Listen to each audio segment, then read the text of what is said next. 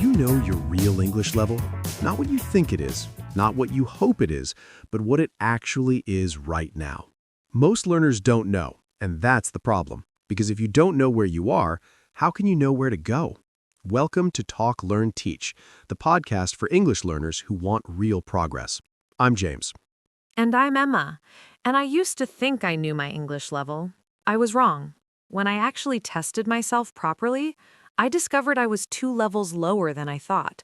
And that discovery changed everything. That's exactly what we're talking about today. How to test your English level honestly. And then, how to practice in a way that actually works for your specific level. So if you've ever wondered, am I really intermediate? Am I actually advanced? This episode is for you. Please subscribe to Talk, Learn, Teach. We release new episodes every week about learning English and building a better life. And share this with someone learning English. Tell them about Talk, Learn, Teach, because knowing your real level is the first step to real progress. Now, before we talk about testing, I want to address something. A lot of learners overestimate their level. Why do you think that happens? Because we're looking at our learning from the inside. We see all the effort we've put in. We see all the vocabulary we've memorized. We see all the grammar we've studied. So we feel like we know more than we actually do. Exactly. But knowing something intellectually is not the same as being able to use it fluently in real situations. So there's a difference between what you know and what you can do. A huge difference, and that gap is where most learners get confused about their level. How do you know if you're overestimating your level? There are signs. If you can do textbook exercises but can't understand a real English conversation, you're overestimating. If you can read simple books but can't speak a paragraph, you're overestimating. So real-world ability is the measure, not textbook knowledge. Yes, that's why testing yourself in real-world ways is important. Now let's talk about different ways to test your level. What are the options? There are several. You can take an official test like TOEFL or IELTS, but those are expensive and formal. For a quick, honest assessment, there are better ways. Tell us about them. The first way is listening. Listen to English content at different speeds and difficulty levels. See what you can understand. Can you give an example? Sure. Listen to a podcast for English learners. If you understand most of it without subtitles, you're probably at A2 or B1 level. Then listen to a podcast for native speakers. If you understand some of it but not all, you're probably B1 or B2. If you understand very little, you're still lower.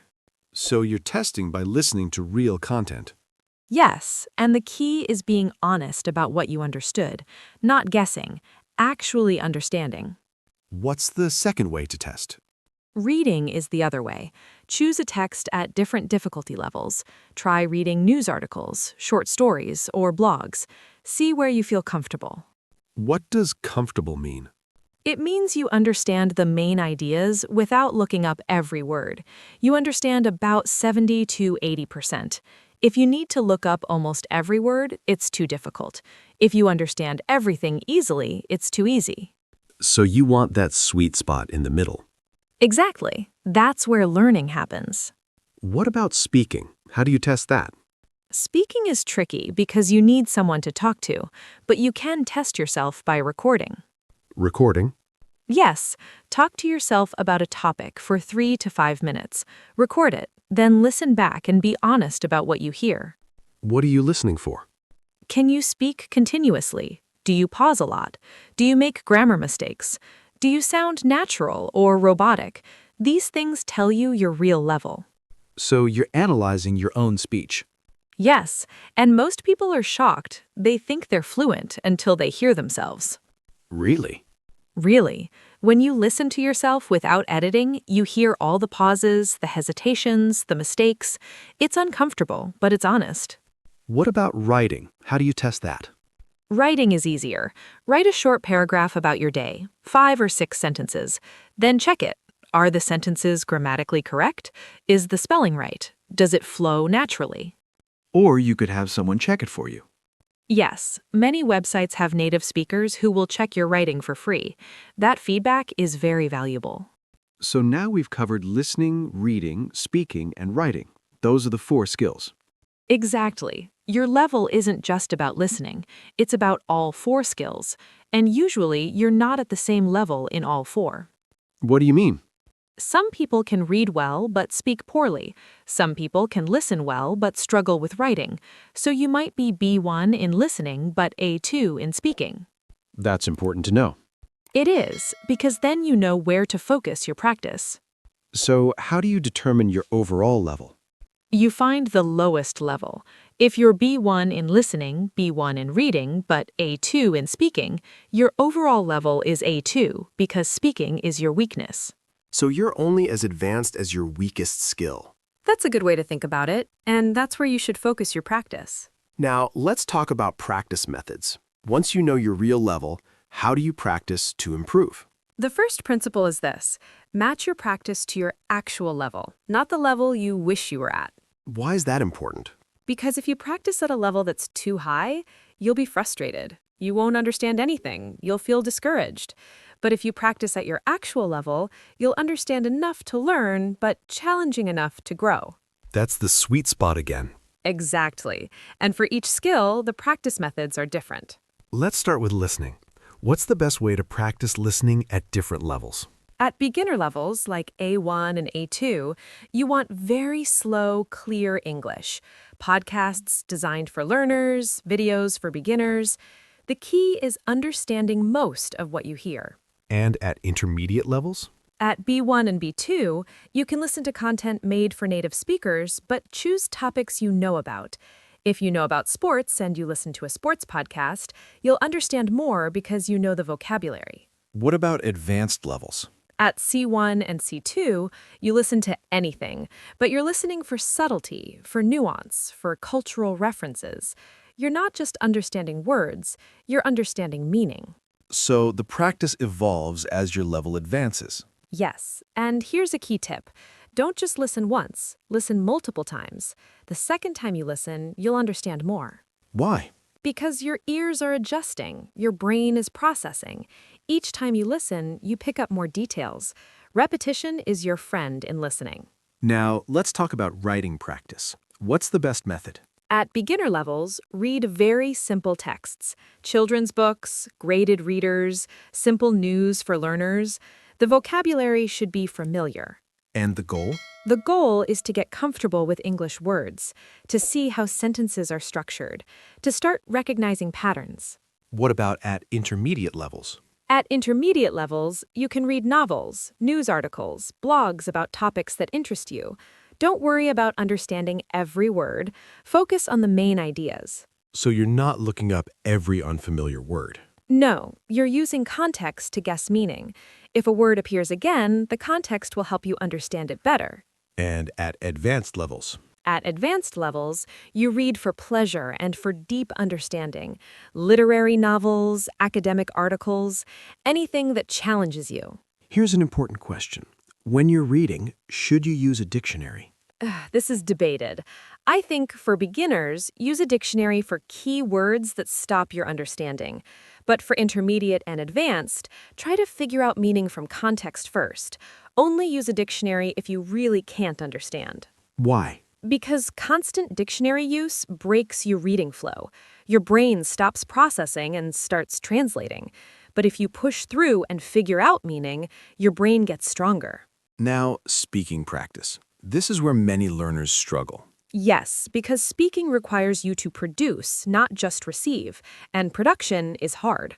What's the best way to practice speaking at beginner levels? At beginner levels, you practice with very simple conversations, basic questions and answers. You can use language exchange partners, tutors, or even practice alone by speaking to yourself. Speaking to yourself? Yes, many people think it's weird, but it's actually very effective. You can describe what you see around you. You can narrate your day. You can practice conversations. And no one is judging you. Exactly. You're building confidence without fear of judgment. What about at intermediate levels? At intermediate levels, you want real conversations. Join conversation clubs, find a language exchange partner, start having longer discussions about topics that interest you. The key is real communication. Yes, not textbook conversations, real, messy, unscripted conversations. What about advanced levels? At advanced levels, you're refining your speech. You're working on accent, intonation, natural expression. You might speak with a native speaker teacher, you might give presentations, you might join debate clubs. So the complexity increases. Yes, and here's an important tip for all levels. Don't aim for perfection, aim for communication. Make mistakes, keep going. That's how you improve. Now, writing practice. How do you practice writing effectively? At beginner levels, you write very simple things. A few sentences about your day, simple messages to a friend, basic emails. The focus is on getting words and grammar right. And you're checking your work. Yes, you're looking at grammar, spelling, sentence structure. You might use websites like Grammarly to check. What about at intermediate levels? At intermediate levels, you're writing longer pieces, paragraphs, short essays, emails about more complex topics. You're thinking about organization and flow, not just grammar. So you're developing writing skills beyond basic correctness. Right. You're thinking about how to organize ideas, how to make your writing clear and interesting. And at advanced levels? At advanced levels, you're writing for an audience. Blog posts, articles, creative writing. You're thinking about style, tone, and engaging the reader. Now, here's an important question. Should practice methods be different for different goals? Great question. Yes, they should. If someone wants to pass a speaking test, they practice speaking more. If someone wants to read novels, they practice reading more. So you focus on your specific goal. Exactly. Don't try to improve all 4 skills equally if that's not your goal. But overall balance is still important. This is tricky. Ideally, you want balance, but if you have limited time, focus on your goal. You can balance later. Now, I want to talk about frequency. How often should someone practice? Daily is ideal. Even 15 to 30 minutes a day is better than 3 hours once a week. Why? Because your brain needs consistent input and practice. Consistency builds neural pathways. One long session doesn't build them the same way. So it's about habit. Yes, small daily habits beat big occasional efforts. What if someone can't practice every day? Do your best. 3 or 4 times a week is still progress, but daily is the goal to aim for. Now, let's talk about something important. Motivation. How do you stay motivated to practice? Motivation is hard, but I have some tips. First, make practice enjoyable. Choose content you love. If you love music, listen to English songs. If you love sports, watch English sports commentary. So you're connecting English to your interests. Exactly. Learning should be enjoyable, not painful. What else helps with motivation? Seeing progress. That's why testing your level regularly is important. When you test again after a month or 2 months, you'll see improvement, and that motivates you to continue. What else? Community. Learning with others helps. Find a study partner. Join an online community. Share your progress with others. Because you feel less alone. Yes, and you're accountable to someone else. Now, I want to ask you something. Are there quick ways to test your level, or does it take time? Quick assessments exist, but they're not always accurate. True testing takes time because you need to evaluate all 4 skills. How long does it take? To properly test yourself, maybe an hour or 2. You need to listen to something challenging, read something at your level, speak for a few minutes, and write a paragraph. That's not too bad. No, and it's worth it because you get accurate information about where you really are. Now, let's say someone has tested themselves and they've discovered they're lower than they thought. That can be discouraging. It is. I've been there. I thought I was B1 and discovered I was A2. How did you feel? Honestly, disappointed. But then I realized something important. What? I didn't know my real level. I would have continued practicing wrong methods. I would have been stuck. Now, knowing my real level, I could practice correctly and progress quickly. So the truth is actually helpful. It is, because truth sets you free. You stop fighting an imaginary problem and start solving the real one. That's a powerful perspective. It changed my whole learning journey. Now, before we wrap up, I want to ask you, What's the most important thing someone should know about their English level? I think the most important thing is that your level is not permanent. It's not a label that defines you. It's just information. Information that helps you practice better. So it's a starting point, not an ending point. Exactly. You might be A2 today, but in 3 months of smart practice, you could be B1. Your level can change And quickly? much faster than you think. When you know your real level and practice the right methods, progress can be surprising. That's encouraging. It is. And I want to say one more thing.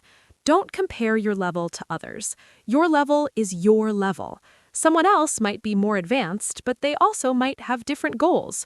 Don't make it a competition. It's about your own progress. Yes, your only competition is yourself yesterday. I love that. Thank you, Emma. Thank you, James. So, to everyone listening, here's what we want you to do. Test your level, honestly, in all 4 skills. Write down the results. Then choose practice methods that match your real level, not the level you wish you were at, your actual level. And practice consistently. A little bit every day is better than a lot once a week. Give yourself 3 months. Test again. You'll be amazed at the progress. So please subscribe to Talk, Learn, Teach. We have new episodes every week about learning English and growing as a person. And share this episode with someone who's learning English. Tell them about Talk, Learn, Teach, because knowing your real level is the foundation of real progress. In the comments, tell us about your English level. How did you discover it? What methods are you using to practice? We want to hear your stories, your experiences, your struggles, and your victories. Every comment matters. Every story inspires someone else. So be brave. Share your journey. Connect with others who understand. Because learning English together is so much better than learning alone. You're part of a community now, a community of people who are committed to growth. And we're proud of you for that commitment. See you next week. Until then, test yourself, practice smart, and remember, your English level today is not your English level tomorrow. You're always growing, always improving, one day at a time. Bye, friends. Thank you for listening to Talk, Learn, Teach.